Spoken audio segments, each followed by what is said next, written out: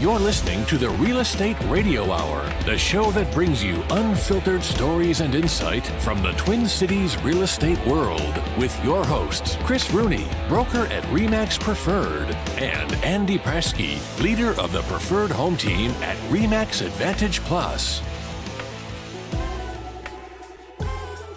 Hey, baby. Boy, G.I. What up? Where's our little champ? He'll be coming in shortly. You know, he's up fashionably late. Yeah, he likes that. But actually, look at you. Got little time. What's that? You got a little design, minimalistic in the background. Did you design that yourself or what? That's my decorating right there. Yep. You like that? Yeah, aesthetic. It looks like it's from Pinterest. See, look at that. There's a fridge. Wow. Yeah, this is my house. Oh, we got a black screen. This is my house. Remember, I tried going from here last time, but it didn't quite work. So now I got her. I got her back, Presky. I'm at my house too. God, that kitchen makes you look skinny. Thank you. It's the black. That's why we're black. It's good. It's good look, Chris. I love it. Thank you. Thank you. I was going to put on this. I got a RE/MAX Preferred hat here too. See? It's dark. I barely see it. You might want to change the color of the RE/MAX logo just a little bit. Yeah, I don't like really see it. I like it subtle, that's for sure. Yeah. Oh. So anyways. What's new with you fellas? Just living life, man. We got a little real estate market here that never stops. Is that kidding. not the truth or what? Absolutely. Jeez. Been good. I'll tell you. Yeah, it is. It is good. It's again, keeping with inventory. It just never. It just doesn't go up. So when it doesn't go up, that means there's just not as many houses, and people are hopping on stuff. But I'll tell you what. And again, it has to be decent. It has to be good.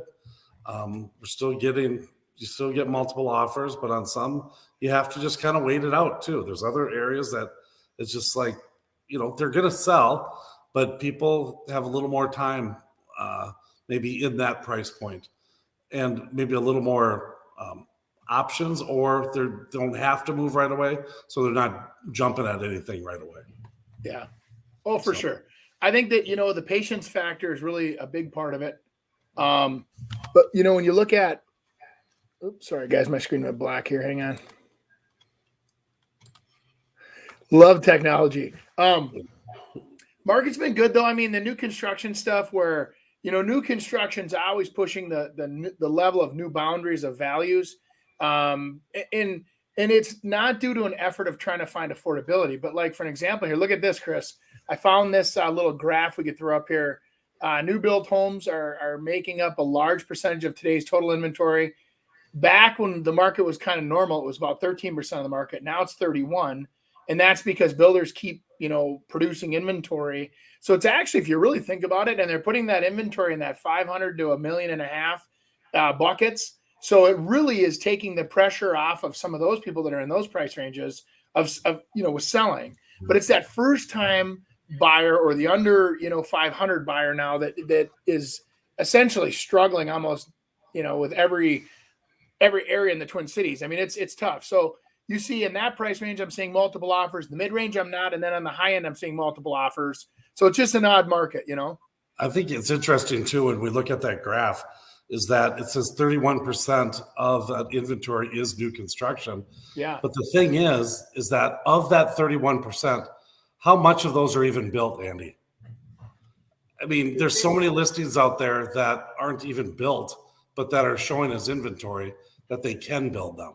I bet, in the high end, that's going to be more prevalent than it is in the mid-range.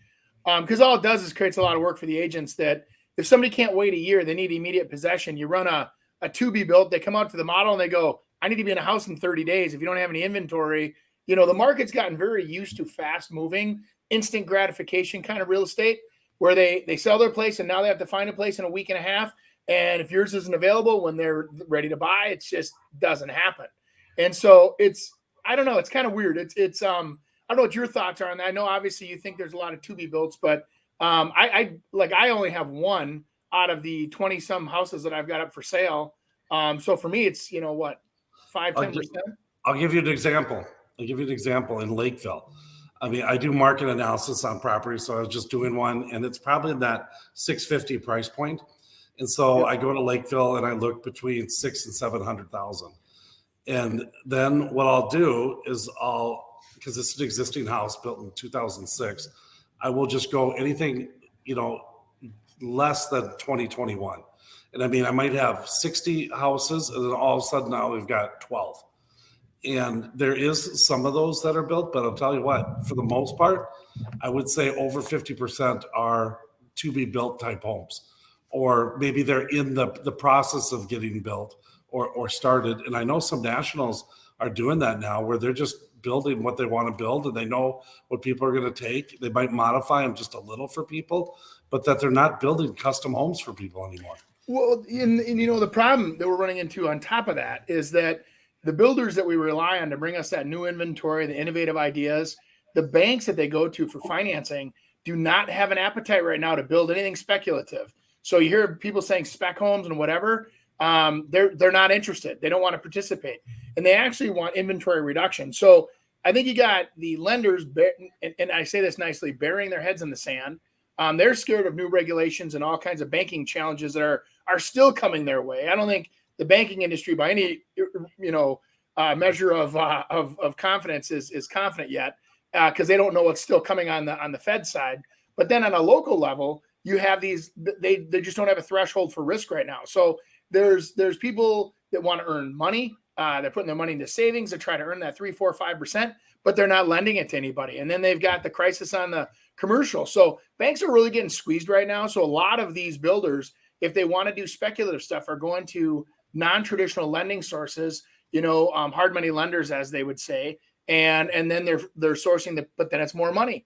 So then the costs go up. So it's kind of I think you're going to see the nationals. Now, a national is like a factory. They have to produce houses regardless if the economy is good or not, or they go out of business. And they have a whole, big ivory tower of people on Wall Street that they have to feed, their salaries. So if they're not selling something, they're dying. So when it goes back to like inventory, they have to continually build inventory. You know what I'm saying? Yeah, for sure. So they flood the market even if the market doesn't want it. Hey, this is perfect because it goes into this big article that came out about the golden handcuffs that are killing Minnesota's housing supply, like you guys are kind of chatting about. So you got some more information here if you want to read it. Well, I think what's happening is that there's people at 2% and 3% interest rates. Right. They're not really looking and being too excited about going to buy a house at 6.5%. And so why would you?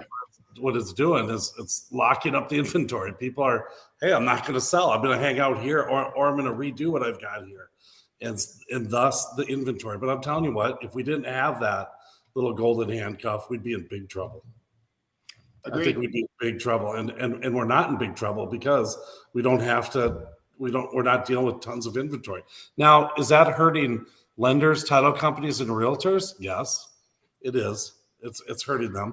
But see, I have a lot of people that are I think I read a stat the other day, like the average U.S. family has $270,000 in equity in their properties right now. That's the average across the U.S., which is ridiculously high. And a lot of people are like, a lot of their net worth is in their properties. And so downsizers right now, it's a perfect time to capitalize on that, because even though the prices you think on the purchase are higher, that equity is where the payments go away, right? So you don't have to worry about interest rates. You just have to worry about how much you pay. So you go in there as a cash buyer, you sell your property, you have cash, you buy the next one, you downsize. There's multiple facets of benefits for these people that I don't think a lot of people realize. You have less taxes, you have less utilities, you have less maintenance, you have less, everything goes down and it simplifies your life. What's that worth? And that's why I said, when you're dead, that extra, let's say you blew up $50,000 out of your kid's inheritance, but you, the last 10 years of your life, were completely satisfied and happy. I'm like, what are you waiting for? It's I don't know. This is what I keep saying. It's the perfect time for especially the older generation that doesn't need to work the job, or maybe it's close to retiring, to sell their home and go travel the world for a year and then come back maybe when the market is a little more correct and buy a smaller home. That's what I would recommend anyone to do right now, because they could easily do it on $30,000-$40,000 for the year, traveling all year, and then come back when it's corrected. Yeah. Yeah. I know that a lot of people, as you kind of get older too, you hear the older crowd saying, well, I want to relocate where if I ever have a problem, I want to be near a hospital, or I want to be near convenient this, convenient that, because as you get older, you lose that threshold for thrill. And you don't necessarily want to jump on a plane. You don't know where you're going to stay tonight in Bogota. It's like they don't do that. They want to have reservations. They want to know that they can be there at 4:00 and check in. And I'm not saying everybody. There's a plethora of people out there, but most of the folks that I know that get into that category, I don't want to paint a broad, picture here of a paint with a big brush, but most of them don't have that, or they've already done that. And they just want to simplify their lives, be close to the grandkids, be close to health, have access to healthcare, have something that's low and easy maintenance. 4:00 comes around, they go sit in the driveway with their neighbors and have cocktail hour, and it's, I don't know.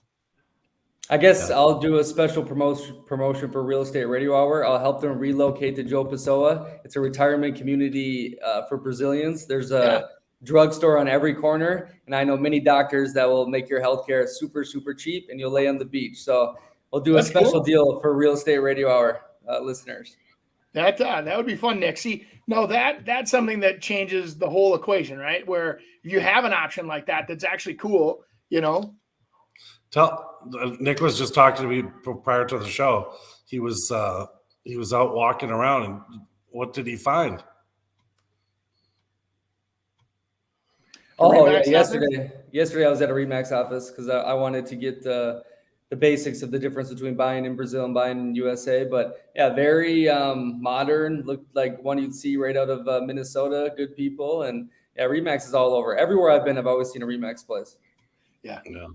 And all those crazy RE/MAX salesmen all over the world come to Vegas in February and rip it up, have a good time, and get together at their big convention. Because we see them, Chris. You go to these conventions, and a lot of times, yay, we're all salespeople. Here's the president. These guys celebrate the countries first. So they say, here's RE/MAX from Brazil. And everybody from Brazil goes crazy and waves their flags. And it's so cool. I love going there every year. And then they'll be like, South Africa. And they're like, but then there's 10 countries within that continent and, or whatever. And it's like, it's cool. I don't know. Andy actually shows up to the events. Yeah. Chris has got to start doing that one of these days. Chris is I don't know why. It just helps. It helps me feel there's good all over the world. It's like, you see people excited to do business and see, people that are similar business models, different countries, same goals. And it brings you together kind of, it kind of makes you feel the globe's okay. But Andy, have you heard about that guy on the bottom of the screen? Yeah, I was going to say, sorry to bring in the bad news, but I know this is down in Rochester. Investor in Rochester that I know he invests all over the place, but he does a lot of stuff in southern Minnesota. But looks like he did a little problem fudging money for investors, basically giving them the money to put down when they said they didn't have the money. Did you see that? And he said pled guilty to bank fraud and forfeited $35.7 million. Yeah, he forfeited. Yeah, the guy's making tons of money, and I think he worked at the hospital too. I think that's there. He's an anesthesiast. Oh, there we go. Okay, a anesthetist. Yeah, and anesthetist. Yes. Yeah, but real estate. I heard of this guy. I know he's been on like podcasts and stuff like that.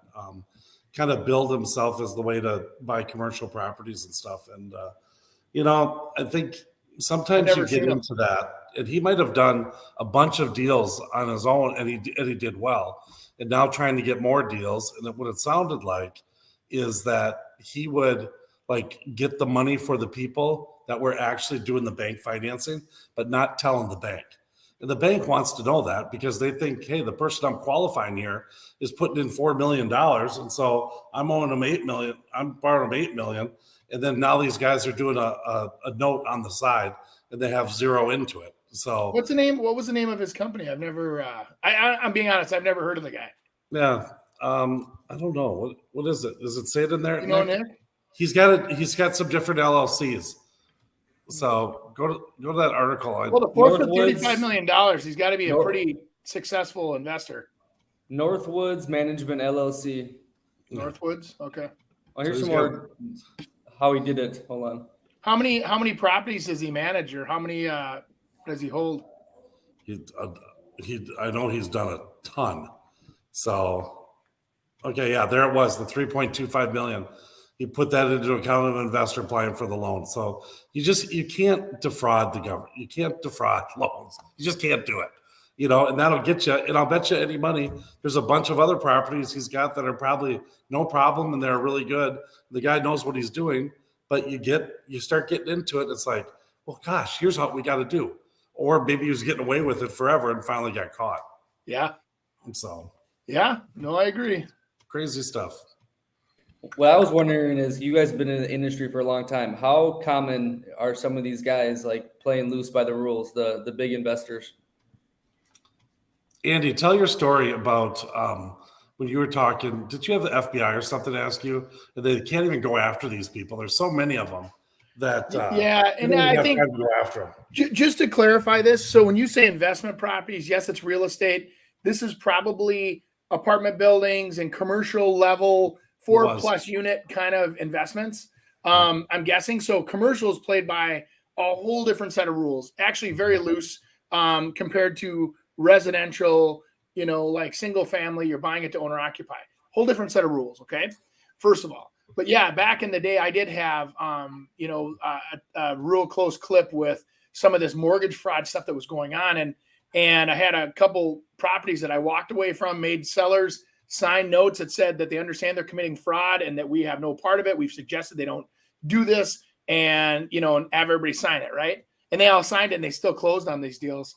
But what was happening, long story short, was there were people coming in with straw buyers, and they were set up on, the stated income, and, they had decent credit scores so they could state their income.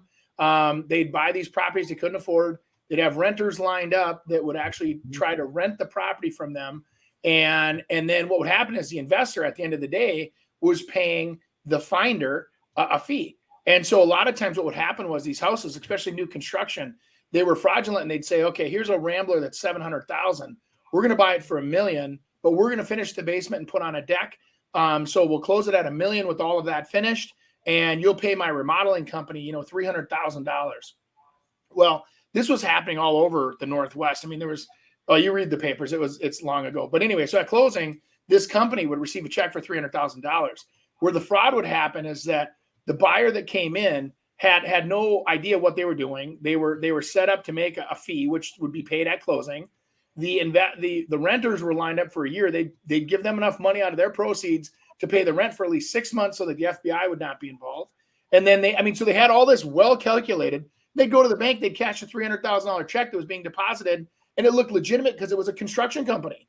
So all of a sudden, this construction company would get $300,000 minus all these fees, and these guys didn't do a damn thing to this house. And then you'd see that house in foreclosure about a year later because the people couldn't afford after the renter would disappear and the payments weren't being made. Anyway, so I saw that. Now I'm sitting at a dinner party, and Chris and I couldn't believe this. I'm sitting there, and he cautiously says, yeah, this gentleman says I work for the FBI. And I'm like, no way. And before I could even get the word, he goes, I do consumer fraud, and we do a bunch of the, like this lending fraud. And I go, oh my God, do I have a story for you?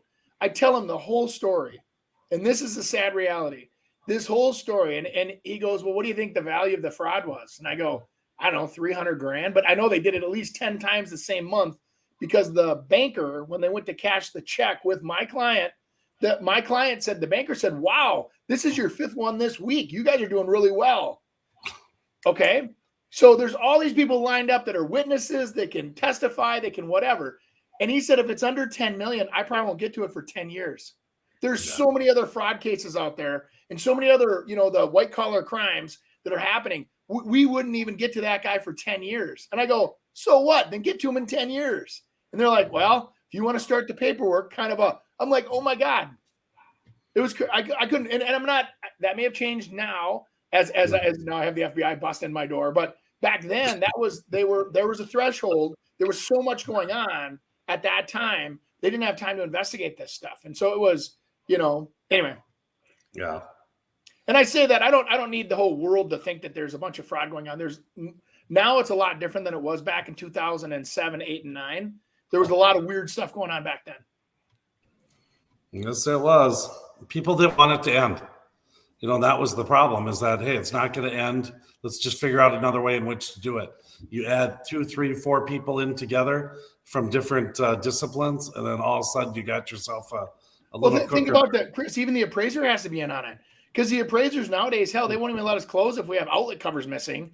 And back then they were walking away, not even having decks on the houses or not having the basement finished, and still appraising these houses and getting a cut. And it was, they even had good builders. Well, you've read the paper. You can research this yourselves. They even had good builders that were good, like for generations, building houses that got sucked into this stuff and went to jail over it. Yeah. But what their thought was, though, is that the end result was never going to happen, that the market was going to keep going up and they could bury it within there. So it's like, hey, you're going to be able to get out of this no problem as we go. We're going to make money as we do it, and we'll sell it off. And then all of a sudden, nope, that's not the case. And then everyone let them go, and then that's when it all came out. Well, I had a couple that came in. Please don't suck me in on the stereotypes, but it was like dad's a plumber and mom's the office manager at a dentist, and they're making great money, but they weren't making great enough money to buy an $800,000 house. And they were coming in and qualifying for this, stating their income, qualifying at an $800,000 house. And I would sit there at closing and I'd kind of go, and I'd look at the deposits, I'd look at the payments, and nothing really added up in my head, as to, and of course, some people inherit money, some people have money stuffed away, whatever. So I just kind of asked, I said, so how did you guys make the decision to finally proceed with this brand new, beautiful house? And they said, well, we wanted to buy as close as we could to $1 million house, because when they go up 12 to 14% a year, we wanted to make the most amount of money possible. We saw an online class, and this online class told us how to do this, where we just buy this place and live there, and live there basically, and the house will appreciate $200,000-$300,000, and then we'll just sell it, and we'll make all that money every 2 years, and we'll keep doing it. Hey, that's exactly what you said to do last week, but on a little smaller scale. The new builds. I didn't suggest fraud, though. That's the big difference there, Nick. Yeah. Big difference is you can build a house. Let's say you build it for $300,000. It appreciates over the years, and you didn't commit any fraud. You put sweat equity into the house, and you make $50,000 every 2 years. You can take that $50,000 profit free with no taxes. As a single person, up to $250,000. Oh, so this couple was lying about their income? Oh, no. We used to have stated income back then. So you could say you make $4 million a year, and they'd qualify you based on you stating what you make. Yeah. Okay. Yeah. And they would base it on, hey, I'm a realtor, and not many realtors make that much money. And whoever the realtor was could say, hey, I make $300,000 a year. And they would say, yeah, okay. Yeah, that makes sense. You're a realtor. You would make that kind of money. Well, and that goes back to the old Wild Willie days, when he was president. And he was out there and he said, hey, I want more people to be homeowners, and right or wrong or indifferent, it's just that's what's going to happen. And he says, hey, I want to have more people to be homeowners, and there's restrictions with people that are self-employed, or maybe they run a daycare or whatever they have. And so they, in effort to be good, they lifted restrictions, and in an effort to be opportunists, all the crooks came in and took advantage of the program. Mm-hmm. This is kind of like in The Big Short, where the strippers in Florida were buying like 5 different condos, right? 100%. Exactly what I'm talking about.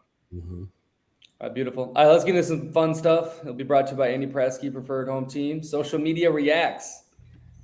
Well, they said I could have 30 seconds on the show for a quick ad. Andy Praske, Remax Advantage Plus, Andy@Praske.com if you want to email us. Here's the thing, 22 years in the business, over 1,400 sales. I'd like to help you with your real estate needs. If that's buying, if that's selling, if that's building, whatever it is, give us a call, send us an email. Let's get you started on your real estate journey. I'd like to help you on the way. Lots of experience here, and I would like to put it to work for you. Andy Praske, Remax Advantage Plus. Thanks for listening to the show.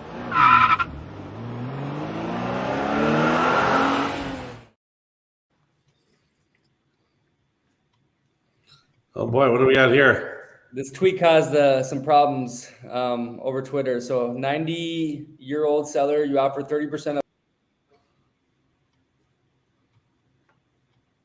Is it fair or foul?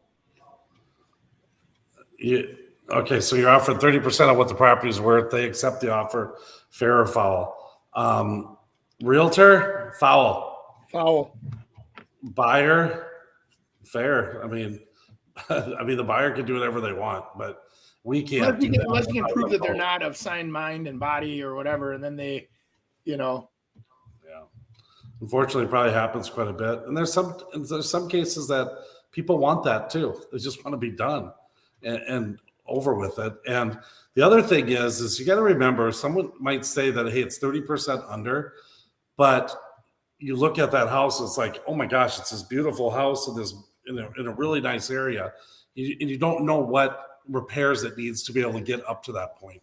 If it was like repaired, but those repairs cost you $120,000 to get it up to where you want it to be, that makes a difference. That's what investors do. They go in there and try to get them for a lot less money so they can repair it. And then typically they would get the benefit of that. That's the old argument of equity stripping, right? Like taking advantage of somebody, stripping the equity out of the property when they're in a weird situation, like they're going to a nursing home or they're, having financial troubles or getting divorced, whatever, and they sell it and somebody's taking that equity away from them. There's laws that prohibit us guys from doing that. I mean, we, Chris and Andy and the rest of the, 19,000 realtors or whatever is in the Twin Cities cannot do that. But that's why a lot of times investors are not real estate agents, because they don't have to follow the code of ethics that we all vow to follow. And, and having that fiduciary responsibility, because real estate agents work as a fiduciary. Investors work as a profit center. So when you're dealing with an investor, I always tell anybody that's doing for sale by owner, when you deal with an investor, you have to have a different set of goggles on than you do when you're dealing with a realtor. So a realtor is going to have a whole different fiduciary capacity. They have all kinds of rules they follow. And that's why, the position exists. They need a trusted source to go to. What is the true value of my house? We all know what liquidation house price is. I mean, anybody can see that. I mean, even the little old lady that sold her house at 30% of value, I would scream foul on that, because we're literally talking about somebody that has a $300,000 house and somebody's getting offered $95,000 cash. Well, come on. I mean, anyway. If it's worth that, yeah. But I'll tell you what, I've been part of those situations where hey, I want to sell it. I want you to take it and buy it from me. And that almost not quite 90 years old, but pretty darn close. And I got their kids involved. And I just said, hey, this is what they want to do. Yep. Are you okay with it? And everyone was okay with it. And I made them sign. I would for sure. This is why I'm not successful in investing that way, because I just me, I'm like Robin Hood, right? I want to, kind of take care of the poor. But the idea there is that somebody worked their whole lives, paid off that house, and all of a sudden they want to sell it for less than what it's worth. You as an agent, I would say you need to have a letter that says, hey, that house is worth $300,000 as it sits. I've offered you $95,000 and you're okay with it. You're able-minded body and you're okay with my offer. I honestly would have that, recorded. And state your intentions too. I intend to buy this property. I'm going to fix it up. I'm probably going to put $40,000 into it, and I'm going to sell it for $300,000. And I'm telling you that because you could do the same thing, and I'll be more than happy to list it for you and sell it. But if you don't want to, this is what we do. And a lot of people just don't want to do it. Mm-hmm. So that's okay. Did you know that not all realtors work the same? Like, does your realtor know how to do chaîné turns in high heels? Or do yoga with her dogs? Or even a one-arm push-up? Just kidding. When you interview me, I provide you with a list of questions that you can ask other realtors that you might be interviewing so that you can clearly see the value, because we definitely do not all work the same. I'd agree with that last statement, but getting to that statement, each their own, I guess. I mean, I guess it works. So. Well, it must. I mean, somebody must find that I assume she's kind of joking, trying to grab your attention with being silly, but yet maybe she's a fantastic real estate agent. You just don't see that yet until you interview her. But man, I don't know. the skeptic in me would not interview her or give her the chance to be interviewed because I'm just like, I don't need all the extra that she'd bring to the table. I think you also might find her like with similar wants and needs. I mean, she obviously showed the idea that she's probably got a lot of money. She must be somewhat successful. Yeah. She's luxury type person, so it might attract a certain client as well. Yeah, well, she's a member of the country club and has access to everybody before they list their houses. She plays tennis with everybody, and everybody tells her they're going to sell their house before they sell it. Yeah. There's nothing wrong with that agent. I just think that you have to be – it's so hard because then if you shop outside that community or that little world, it may not work, you know. You take that gal out there and say, hey, we're looking for a ranch and you know, and for horses and what – and I don't know. I mean, maybe she'd do fine, but, you know, all I'm saying, I think you and I are saying the same thing. When real estate agents do social media like that, you are putting yourself into a category or into a class of housing or a stereotype of who you think your buyers are because they're going to be like you or whatever. But that's okay. They're just trying to get attention. I mean, don't you agree, Chris? Yeah. I mean, that's what all these things are. I mean, it's not my flavor. You guys are finally learning. You guys are finally learning about this little social media game. Impressive. I know you've neutered us. Last year, you guys would have been like, "Oh my God, this is so," you know. But you guys broke that down. Very nice. You've neutered us, sir. True.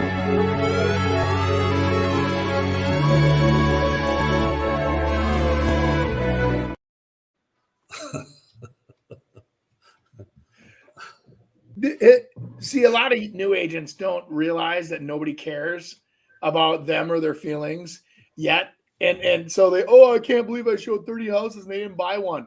Poor me. And everybody just goes, well, that's your job, you know? I think you also find out that if you go around showing people without a buyer contract and something in place and have them pre-approved, it's your own damn fault.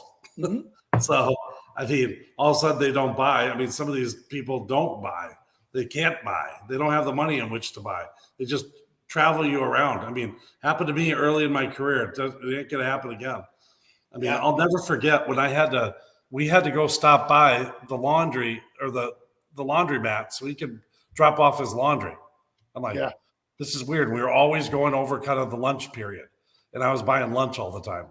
I tell you, I've had so many weird situations with customers too, where this just recently happened to me. I'm not going to use names to protect the guilty parties, but a very well-known builder that's retired, uses his name and his clout to get my attention to say, I'd like to show this house, and that, you know, we don't have a real estate agent. We want, you know, my whatever, not client, but let's say relative, to see this property, and we'd like to see it tomorrow. And I get a call about 2 hours later saying, well, hey, you know, we want to do a showing on this house. We heard that it's pending, you know, this kind of pending, and it's not that kind of pending. And I go, you misheard, you know, on the MLS, it clearly states what it is. And I double checked myself just to make sure. Because, you know, we're not perfect. You know, humans put the information in the computer. So I'm like, let's look at that, verify it. But bottom line is you sit there and you go, here's a guy that was manipulating us to get into a property because his agent said they couldn't get in there. And so they went around the agent to call us, say they didn't have an agent to set up the showing, then gloated back to the agent and said, I got us a showing. Why don't you show up? I set it for this time. And I'm like, I have a real estate agent going out there because you said you weren't represented. You know, so it's like the world is not I was so glad I got a chance to get my arms around that. And then the agent that was involved on the other side, I absolutely adore her. And we've done tons of deals together. And I call her and say, hey, you know, control your clown here. He's out there running around town and telling people he doesn't have an agent. And I know he does. Yeah. So, yeah, anyway. You get them all. All right, let's get into our Minnesota Luxury Spotlight, brought to you by Chris Rooney Home Experts. Ooh. I was just 1 year old when my family started in real estate, where both my parents were agents. They also dabbled in investing in real estate, rentals, flips, and construction. After college, I went right into getting my license in July of 1990. As a 23-year-old agent in an industry that looks nothing like today, I had to know more for my clients to choose me. There wasn't Zillow or social media to tell them how good I was. I had to win them over with knowledge. With knowledge comes confidence, and with confidence comes results. I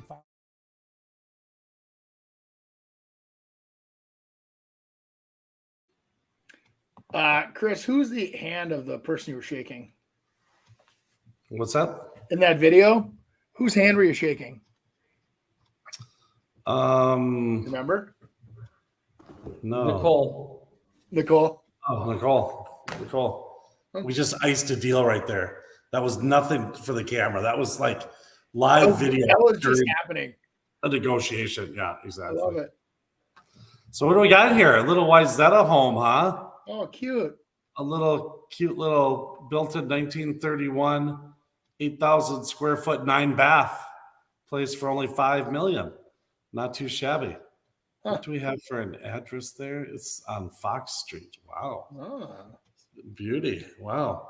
So obviously the charm, the whole 1931 thing, people might think that is a problemo, but that usually gets you an amazing lot.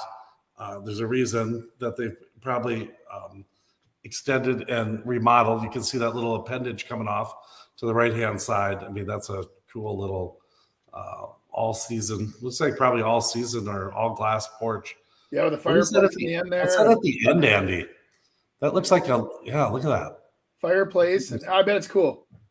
Oh, I bet it's really cool. I have to see the pictures inside.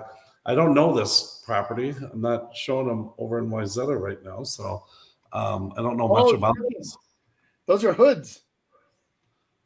Oh yeah, so they got like the grill and stuff inside. Pizza oven. Awesome. Yeah, kind of an outdoor protected area. Yeah. So I just sold one in Parlay that I think it might have the best yard that I've ever sold, and that's saying a lot because I've seen some really good ones before. But I know they don't. I know people don't usually have payments on a house of this size, but did you see what the payment was per month? Did it show it? No. $34,000 a month was the estimated payment. 34, yeah. Oh, for sure. Yeah, that's 32,000. Oh, I did see that. Yeah, 32 grand. Yeah, taxes are 54,000 a year. Yeah, but I bet you if we get went inside, front of the house here, Nick. That's just the most ornate thing in the world, too. What'd you say? Back up one. I said I wanted to see the front of the house there instead of the back. I think you showed the driveway there. It looked kind of. I gotta be honest with you, that they're gonna struggle to sell that with that front. Yeah, it's kind of looks like an apartment building. It's a castle. How much land does this sit on here? 3.16. 3.16 acres. Okay. Yeah. All right. I would have designed a nice something for that front. That's in a great little area though. Oh God, yeah. No, it has all the right ingredients for a great success story here, but it has a I don't know, just being honest with you, for $5 million, I'd probably have a house with a little more curb appeal, but yeah, they must have totally remodeled or something. It's sold in 2019 for $1,675,000, and now it's on for $5 million. So I'm sure they added a little something on and kind of redid everything. These would be kind of fun to go get the old listing and kind of do the comparison of what they did since then. Yeah. You know, because that can change. I gotta be honest with you, Chris. I'm kind of bored. I'm being honest with you. You know, without knowing all that information, if I had $5 million, I wouldn't even give this a second look. Yeah, it's an area. I get it. It's a niche, definitely a niche type buyer. That is a nice photo. That's cool. Lots of tropical stuff going there. Must be their TV room, their outdoor eating area. That's cool. That's where you hang out right there.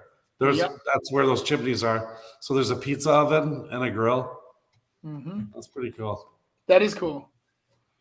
Yeah. Does the property have a big pool or tennis courts or anything like that too, or is it just radiant heat? So you got radiators everywhere. I kind of like that though. That's a different kind of heat. I actually like it. Yeah. Summertime, it's a little more of a struggle, but in the winter, it's very nice. Yeah, it depends what you do with the AC. I mean, when you have register or hot water heat, you just don't have ductwork, so you can't have AC running through there. But it looks like there's vents on the roof there or on the ceilings, so they must have put it in the drop AC. The attic. Yeah, you'd almost have to, man. There's got to be something special, more special about this than I'm the same thing. I'm bored. To get for it. Okay, now we're starting to. Looks like we got a little old movie theater. Much. Oh, there we go. Cool basketball court. That's fun. Yeah, kind of off of a living room with a fireplace. Why wouldn't you? Under your basketball court. Come on. Wait a minute. Oh, Jesus. That's awesome, Andy. Look at that. You can have a fire and play hoops. They're joking, right? So you're going to have a kid go up for a layup and smash into a glass fireplace? Yeah. Why wouldn't you? I don't know. I got to be honest with you. I'm not in. I'm gonna have to pass on this one, Mr. Rooney. No, that one might be a little tough. But again, taking advantage of a market and maybe something else sold that was close by. And that's definitely a relocation type buyer. You'd see something like that on the East Coast. So you never know. Could attract Yeah, but them. Like that sport court absolutely shows me they don't know what they want to be when they grow up. You either take the basketball hoop out of there and you repurpose that room into a big like trophy room with all your hunting trophies, your whatever, wall mounts, whatever, something cool, nostalgic, 2-story room. That would make that house versus leaving it as a half sport court, half living room. We can't decide what we want to do with it. And so then nobody does anything with it. And then think about that. You're having a cocktail sitting on the couch and a kid's basketball comes in, boosh. They were. You said another good thing, Andy, where you said you're getting bored. And that happens sometimes. And I think from a realtor perspective, you have to realize that. And sometimes you got to go in and, especially with those levels of homes, is you got to kind of create that excitement and then give them the pictures after the fact. And so what we're doing is we might be having a 2-minute video that kind of shows all the action and, oh my gosh, here's what you're getting, and brings you through kind of the feel of the home, the lifestyle of the home, and then be able to kind of come back with some of the photos because I shouldn't have to think so hard to figure stuff out. Yeah. Right? I mean, like you're saying, show me the lifestyle. Why would I want to live there? Sell me on the area. Sell me on the historical Fox, whatever road.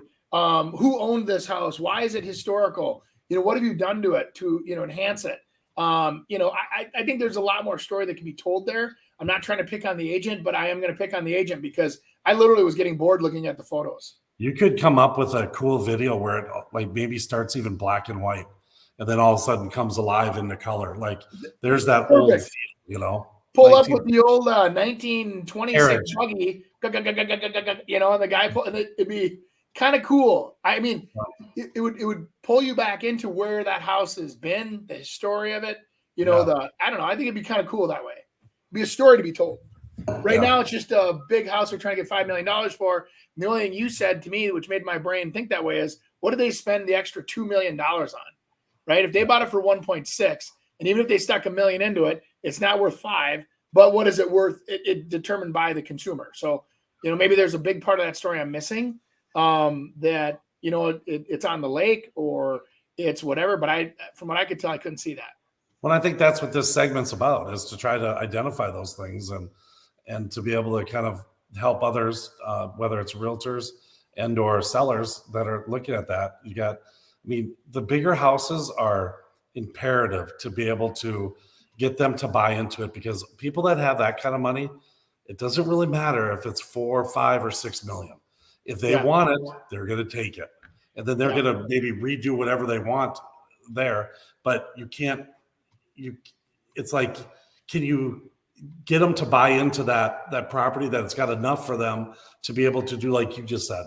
Okay, hey, we're going to repurpose that whole sport court, fireplace, 2-story hunting room area. And it's going to be a yoga studio.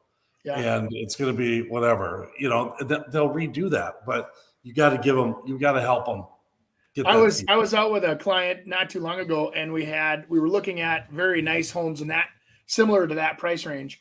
And it's funny to me how the real estate agents are like, well, you know whose house this was? Like I give a crap. It's like, and it's this famous person's house. A lot of people do give a crap though. Oh yeah. I live in so-and-so's old house. Well, yeah, but I mean, if the house is decrepit or has 1990s, like the big thing they were pushing was this, in one of these houses was this indoor pool. And I said, I got to be honest with you. It looks like a Best Western from the 1990s. I go, I don't think it's the way they did the interior of this place with the roofs and the shapes. And I go, it looks like a Holiday Inn. I go, why is that cool? I mean, you should have rock walls and palm trees and cool stuff and laser lights. And and this guy looked at me like he wanted to just punch me in the nose. And I said, you guys are trying to sell a $4 million house here. And it looks like I could do it myself. I could buy an old Holiday Inn and put a couple big bedrooms in it. And that's what you're trying to sell here. I'm a little pickier, but I mean, I'm just saying, Yeah. This is where you're supposed to be putting the hotel, motel. You're not unlike a buyer, though. Oh. All right. What you just said reminded me, though, because one of our most viewed videos is the showing Randy Moss's house. So, like, people really do care about who lived there and what they did. And there's the M on the court and all the parties they must have had. So, I think that plays a big role into it. Right? I think that they're just curious that, hey, somebody that I maybe idolize or that the has fame lived here, which kind of gives us our own like badge of coolness, right? And I think people are just curious. And so, yeah, you can get a lot of showings with that. But the real buyers that are out there, like Chris, you'll know this too. The real buyers buying that level of home, they look at how much am I going to lose when I pay $5 million for this house and go to sell it in 5 years when I get transferred to Boston. And what am I going to be into this? What am I going to sell it for? What's the loss? Yeah, you don't want to get hit too hard, but they also understand they're probably not going to get their money back. I agree. I think that's a sad reality of that price range. Because they can do whatever they want. That's why. Sorry. Okay, what are we doing? We're role playing. Okay. Andy, you've been contacted by the Parkers. They're a couple, and they want to sell their unique property. It's a historic lakeside home, and it's been in their family for generations. I think you had a lot just like this. Yeah. However, the couple has faced legal complications regarding the property's ownership and zoning regulations. You have to tactfully navigate these challenges, ensuring a legal and successful sale while preserving that sentimental value for the Parkers. So it said they have issues with the property boundaries. What was it? They have some legal issues with the property and the zoning. Okay, well, zoning is easy. I mean, obviously, if it's single family, it's single family, right?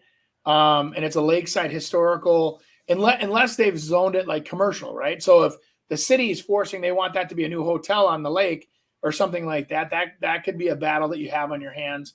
The boundaries and things like that, always get that resolved before you start the process. We had one a year ago where they had a non-conforming garage that was converted into an apartment. And I had a property where they go, we don't want to deal with it, just sell it, but make sure you push that there's an extra apartment on the property. And I go, it doesn't conform. It doesn't fit the zoning. It doesn't fit the regulations. And in that situation, we had to go through pull it off the market, go through the whole process because the city approached us. And then they found that the property was actually, that garage was off the property and onto city parkland. And so then they're like, we want it taken down. Not only do we want it to not be a rental, we want it taken down. Well, long story short, attorneys got involved. They got variances. They got an actual, they're allowed to keep it there and keep it as a rental. They historically, registered it in, and then we could sell it. And then we sold the property. So it's a lot easier to cross the T's, dot the I's, and sell the value when it's real value. When it's presumed value, it's worth nothing. Yeah. Except for what someone's willing to pay for it.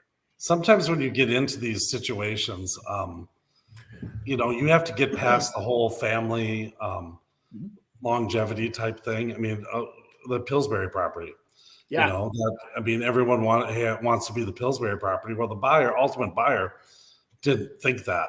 I mean, that property went for way less than it could have. And it might have been more prudent to be able to try to figure out how to subdivide that property and get rid of that Pillsbury mansion and get a lot more money than what they've got, because the other people are trying to sell it as this historic type thing. And some people don't care about that. So you have to wasn't that the one that was like 58 million? Wasn't that What? like 58 million or something crazy when they started?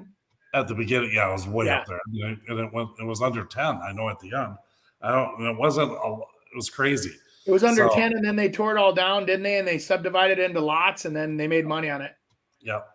So yeah, it's there's only a certain amount of people that can afford that type thing, and I don't know. Maybe they were looking, and maybe their marketing was trying to find a group that was going to try to save the house and do something with it, and pay them a heck of a lot more money in which to do it. And it's sad that history goes, but ultimately, that's what you got to kind of work through. When people have a problem with ownership, that's a whole nother thing. Who owns it? Those things are things you got to get tied up before you even get that on the market. And a lot of times sellers want to, oh no, it's fine, it's good, we got to sell. No, it's only going to hurt us later. So even though you don't think it's going to stop us from selling it, it's going to stop us from closing on it. And it might be just as long. And the more answers we can get for people, the better off we're going to probably do as well. So I agree 100%. I think we're doing these together, real estate role plays. Yeah, we're too soft. Oh, but no, I want to be the successful real estate agent in Minnesota. You want me to read this one to you? Yeah. All right. You are a successful real estate agent in Minnesota, tasked with finding a property for an eccentric buyer, Mr. Thompson. He is a vintage car collector and deserves a home with spacious garage and underground wine cellar and a secluded outdoor space for hosting extravagant parties. Your objective is to find a property that meets these unique requirements, negotiate within his budget, and provide exceptional service throughout the process. My first question is, what's the budget and are you qualified? Can you give me proof of funds? I think, and the next question is what else do you need? I mean, because those are things that you're not going to find too often, and it might be connected to a warehouse for what you want there. But there might be properties that, hey, you know what? I really want it to be on a lake. Well, finding a house on the lake that has that, probably within this guy's budget, is going to be pretty hard. But if I can find this lake home that has enough land, we might be able to build that appendage of garage and whatever else that he wanted, the wine cellar and stuff like that. So I think it would be important to find that, the whole story, because trying to find that is like really hard in which to be able to do. Timing, that's another big thing. I mean, if he's got cars coming in from, Bogota, where Andy was earlier, and they're getting shipped over here and they're here in 6 months, and you can't build a garage in that much time period, you're going to have to maybe find an alternative for them as well. To where are those going to get stored prior to, building this if we can't find it? Well, and remember, they use the word eccentric. So he also wants it to be fancy. Yeah. Well, the other part is where does he want it? Does he need to stay on the west side, the north side, south side, whatever? I mean, and if he's really open to it, obviously that opens up a lot of opportunities from a budget standpoint. So if I can put, not put him in Wayzata, but I can put him in Centerville, that's going to be a big difference. So, and having people that are eccentric, I think that's another piece to this. Centerville does not accept eccentric people, just to be honest with you. We would probably filter that one out. Yeah. We'd send them south to North Oaks. Yeah, there you go. Well, eccentric too is really, what is eccentric? And does that mean they want everyone to see it, or are they a recluse too? Well, how about that guy that had the property downtown Minneapolis? Talk about eccentric. That was like, remember that place? It was like $4 million right down by that Maxwell's, and they had it turned a commercial building into like a residential, and it was indoor and outdoor areas. It was really cool. It was, I don't know, probably 6 years ago, probably. And had its own gate you pull in, park your cars, but it was its own downtown rooftop look at downtown Minneapolis. Beautiful artist owned it. So it was like all kinds of cool ironwork in there and everything. And that's eccentric, right? That's that crazy, fun. Yeah. And usually those kind of people, I mean, depending on what kind of money they have, they usually have someone that's helping them out, because some you can't gather. It's like dealing with someone that's on, ADHD times 10. And so you have to kind of reel them in. This is the kind of thing that, oh my gosh, this is going to be so exciting. It's so fun. And I got to go find this house because I'm going to make 200,000 in commission. Yeah. Versus, hey, this is going to take up every ounce of time I have, and every other buyer is going to go bye-bye. So I got to make sure this person is under control and that we're working together, because sometimes it might be better to go refer them to an eccentric agent they can kind of go crazy. That's exactly what was running through my head when you were saying that. I was like, that might be one you want to refer out. It might be. It might be. How is that, Nicholas? Did we do okay? Nick's on break right now. He's Oh. He doesn't talk either. He's muted. So, all right. Do you know this person? I know a realtor and a loan officer who help clients make fake pay stubs with the help of local businesses. Is there any way I can complain to anyone anonymously? Oh my God. It's mortgage fraud. I mean, it's little details. You know, if a realtor is doing that, you definitely bring them up to the Realtor Association and let them go after them for sure. Let that be known. And if it's someone, a loan officer, I would definitely be calling their company and let them know that. And that's straight up fraud. Do it anonymously or whatever, but you can't do that. They need to be out. That's how we get into these situations like we did in 2008. You know, because of a lot of people like that were doing that and creating a false market. Hey, Andy, you got a cup from Mexico? I just saw the. Oh, yeah. Nice. I like that. Mexico. I was walking to get on the plane, and I go, that's a cool mug. And I threw it on the counter. I said, I'll take it. She goes, okay, that's $23. I'm like, oh my God. And my wife goes, just buy it. That's $1. Yeah. That's $1 like, outside of $23 for a mug. So now I'm trying to get my values out of it, boys. So I'll probably have this for 20 years. I'll be using this. It's a good look. Totally. Hey, a couple more things. Andy, I want you to hit these. We can clip them up for a nice little segment. Okay, so buyers purchasing power. This is, I think when you look at a chart like this, Chris, this was just trying to show people, for an example, that maybe the world isn't stopping spinning. And you look at the $440,000 purchase price, and rates over the last month here have really jumped around, and they went from 5.5 all the way up to 6.75. And what this chart's showing you is like what the payment difference, what that actually means, because a lot of people don't understand. Here rates are going higher, and I've been preaching this to a lot of people that people don't live in the price, they live in the payment, right? That's what they write the check out for every month or transfer the money out of their account every month.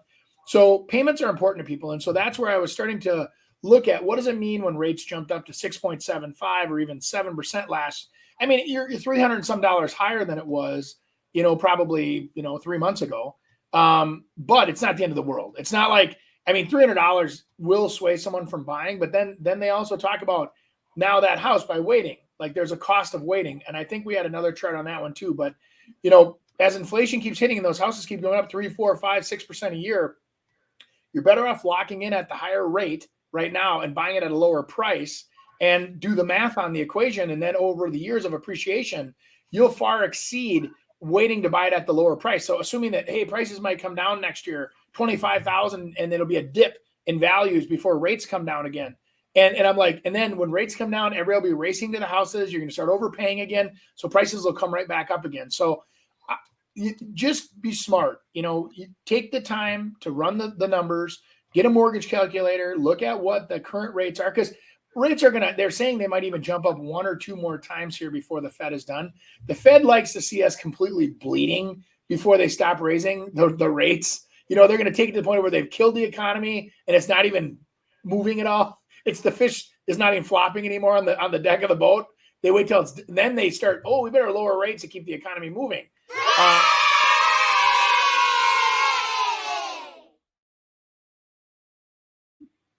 Anyway, yeah. So I think that's what's happening, and I think by the time next spring, I think there's going to be a little deferred gratification on rates. We all were guessing that rates were going to be adjusting into the fall. The economy didn't cool down fast enough. The economy's still cranking, so it looks like it'll probably be the spring before you start seeing rates back in the 5s. Beautiful. That's a great segment right there. Awesome. Hey, give us a like on the Facebook, subscribe to the YouTube, posting a ton of different content on there. The views are looking really well. Send us in any questions you have. And then that link tree has all the websites and every place we post content on. So we'll see you next week. All right, boys. Thank you. See ya, bud.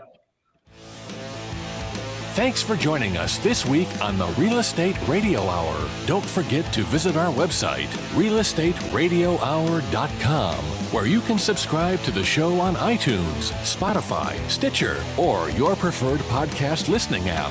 If you enjoyed today's episode, we'd appreciate a rating on iTunes or sharing us with a friend. Until next time, stay awesome, Twin Cities.